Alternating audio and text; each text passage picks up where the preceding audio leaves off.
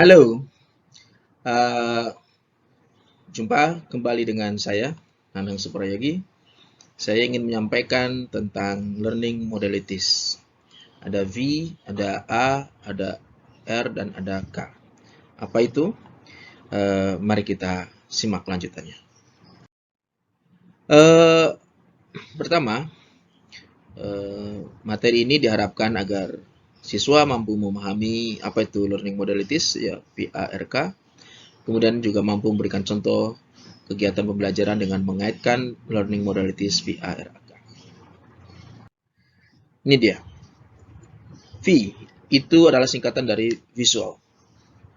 Dalam kegiatan pembelajaran, kita harus memastikan bahwa anak-anak kita, murid atau mahasiswa di kelas itu bisa mengikuti pembelajaran dengan baik sesuai dengan learning preference, ya, learning style yang mereka miliki.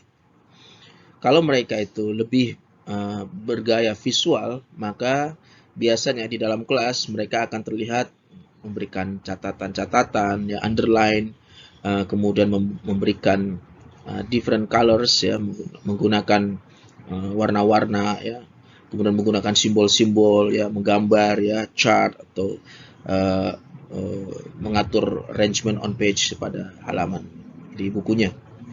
Nah, ketika mereka belajar, biasanya mereka akan recall visual aspect of presentation. Mereka akan mencoba mengingat materi pelajaran itu berdasarkan gambar atau visualisasi yang mereka buat dalam pikiran mereka.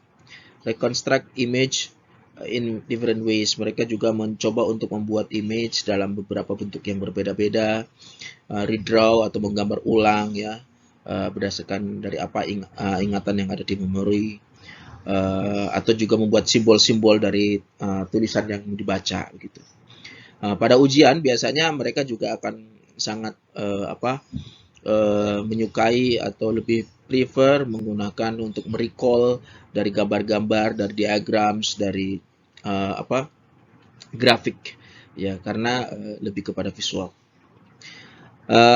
Kemudian untuk aural, nah ini lebih kepada pendengaran, ya. Maka kalau di kelas kita bisa melihat anak-anak yang preferensinya aural itu attend lectures and listen, mencoba untuk mendengarkan, ya, untuk mencerap apa yang disampaikan oleh dosen atau guru di kelas, ya. Kemudian karena lebih kepada aural dan oral, maka di sini mendiskusikan, menyampaikan, ya, topik-topik dengan temannya dan sebagainya itu akan dilakukan, ya, karena itu akan membantu dia untuk memahami pelajaran. Use a tape recorder, biasanya kalau misalnya materinya terlalu cepat dan sebagainya, khawatir akan tertinggal atau terlewat, akan di-record, ya, suaranya begitu. Kemudian kalau pada saat belajar, may take a ya, karena agak lebih kepada pendengaran, maka biasanya mereka susah untuk bikin catatan, ya, poor notes because or preference of voice, karena lebih kepada pendengaran, ya, begitu.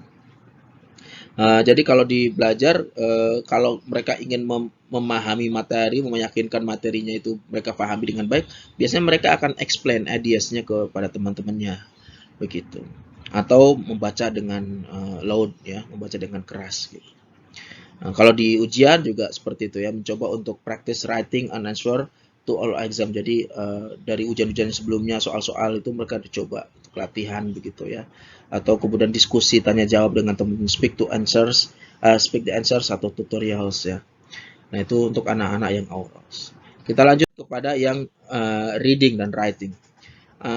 Di kelas biasanya anak-anak yang tipikal seperti ini menggunakan list, headings, ya, menulis list, definition, gitu.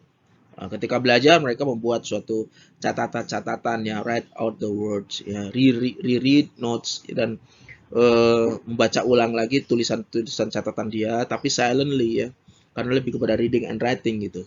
Beda kalau yang tadi sebelumnya tuh yang aural itu speak, ya, mereka akan menyampaikannya, mendiskusikannya. Pada saat ujian mereka lebih practice on with a multiple choice question, biasanya akan latihan-latihan seperti itu ya. Nah, yang terakhir kinesthetic. Ini biasanya use all the senses, menggunakan seluruh senses yang mereka miliki ya.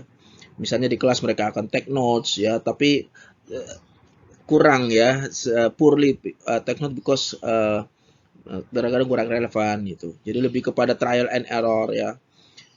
Kemudian ketika belajar put example in note summaries ya, contoh-contoh dalam summaries-nya ya. Use pictures, photos, illustrate ya. Untuk ujian, write, practice, and answer. Role play in the exam situation in one's heads. Jadi dipraktekkan ya, dicoba gitu. Nah, ini tipikal orang yang kinestetik. Baik, demikian terkait dengan V, A, R, dan K. Sekarang pertanyaan, jelaskan apa yang dimaksud dengan learning modalities V, A, R, K. Silakan dijawab. Dan kemudian berikan contoh kegiatan pembelajaran dengan mengaitkan learning modalities V, A, R, K. Ini referensinya, silakan bisa dibaca. Terima kasih.